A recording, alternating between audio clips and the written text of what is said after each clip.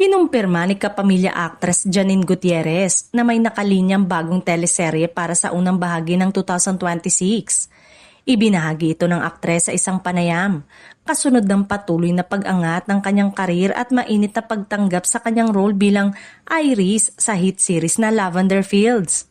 Ayon kay Janine, sabik na niyang simula ng proyekto at excited siyang ibahagi ito sa kanyang mga taga-suporta. Malaking bahagi ng kasalukuyang momentum ni Janine ang tagumpay ng Lavender Fields na pinagbibidahan ni Jody Santa Maria, Julina Magdangal at Jericho Rosales.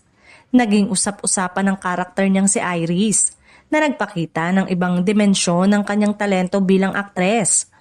Dahil dito, mas inspired at masaya raw ang puso ni Janine ngayon sa direksyong tinatahak ng kanyang karera.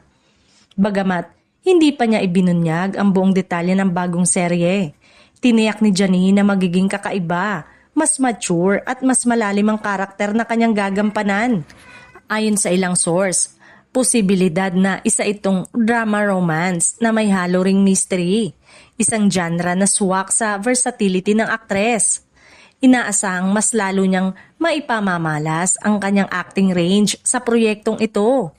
Lubos din ang pasasalamat ni Janine sa patuloy na pag-aalaga sa kanya ng ABS-CBN at sa pagbibigay ng kanyang dekalidad na proyekto. Ayon sa aktres, malaking bagay ang tiwalang ibinigay sa kanya ng network at mga taong nasa likod ng bawat programang kanyang ginagawa. Para sa kanya, ito ang isa sa mga dahilan kung bakit patuloy siyang lumalago bilang performer.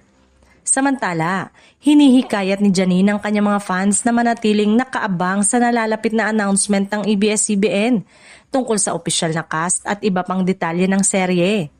Tiniyak niyang mas marami pang sorpresa at bagong yugto sa kanyang karir ang dapat asahan sa 2026 at excited siyang ibahagi ito sa lahat ng sumusuporta sa kanya.